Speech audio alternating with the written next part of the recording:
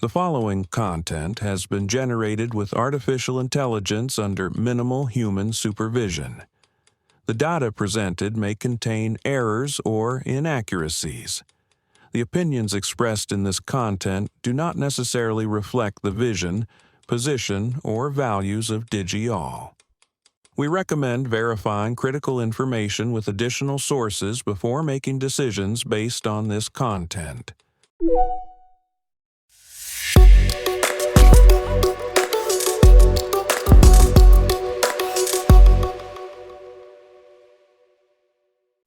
Welcome to Digi-all Tech News. Today is Friday, May 22nd, 2026. I'm Kylie Brooks, and this is where technology becomes clear and engaging. President Trump postponed an AI executive order after saying he did not want new rules to interfere with America's lead over China.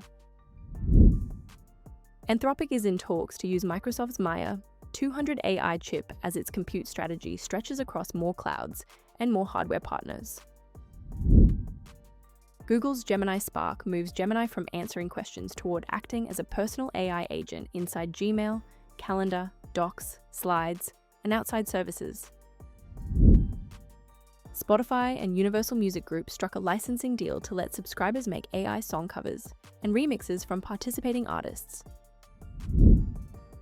OpenAI says a general-purpose reasoning model has broken through on an 80-year-old Erdős math problem, with mathematicians validating the result.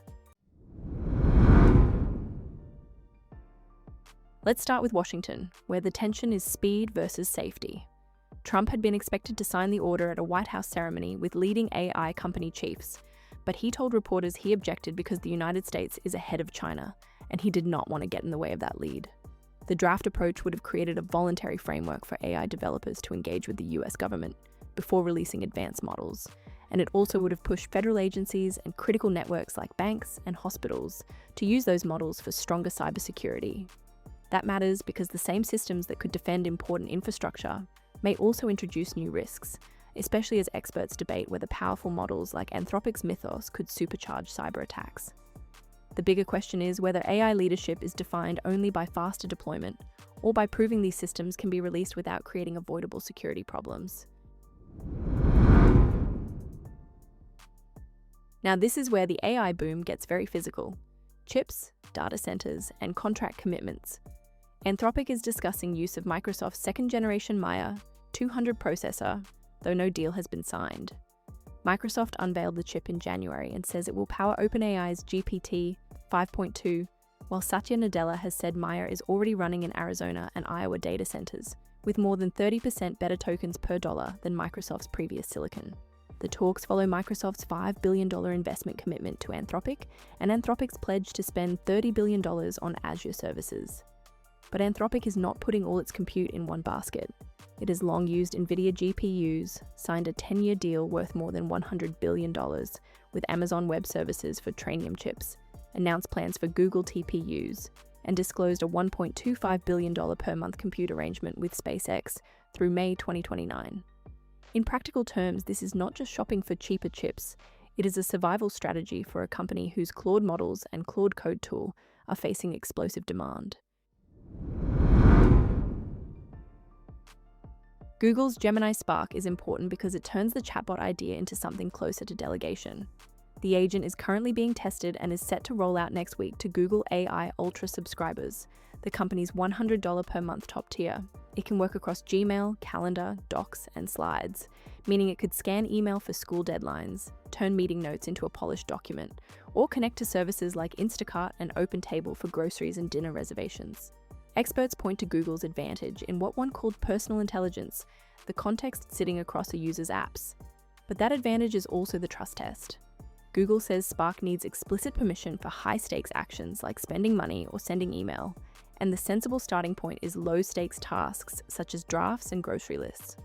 So the real question is not whether an agent can act, it is whether users will feel comfortable giving it enough context to act well. Spotify and Universal Music Group are trying to turn one of Music AI's biggest conflicts into a licensed product. The planned feature would launch as a paid add-on in Spotify, first for premium users, and would let subscribers create AI-driven covers and remixes from artists who choose to participate. Spotify's Alex Nordstrom framed the tool around consent, credit, and compensation, while Universal's Lucian Grange described it as artist-centric and tied to new revenue opportunities for artists and songwriters. The names matter here because Universal represents major acts, including Taylor Swift, Ariana Grande, and Billie Eilish, even though the companies have not named which artists will take part. Spotify shares rose 16% after the announcement, alongside guidance for mid-teens annual revenue growth and gross margins of 35 to 40% through 2030. My read: the business promise is clear, but the hard part is making the compensation and opt-in mechanics feel real enough that licensed remixing does not simply reset fan expectations around what music platforms owe artists. Finally, a genuinely fascinating AI research moment with an important dose of restraint.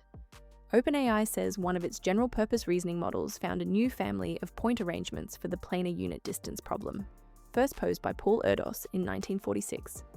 The problem asks how many pairs of points in a plane can be exactly the same distance apart as the number of points grows, and mathematicians had long believed square grid-like arrangements were the best constructions. OpenAI's model found arrangements that exceed that conjectured limit, drawing on multiple branches of mathematics. That does not solve the full open problem, because mathematicians still want a tight new bound on the growth rate. But the result has been validated by mathematicians including Thomas Bloom, who co-authored a companion paper after previously criticizing an earlier OpenAI Erdős claim, and Tim Gowers called it a milestone in AI mathematics. The most useful takeaway is not that AI has replaced mathematicians.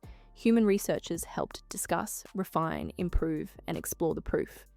It is that general reasoning systems may now be strong enough to send experts down paths humans might have dismissed too quickly. Today's 5 stories all circle the same pressure point.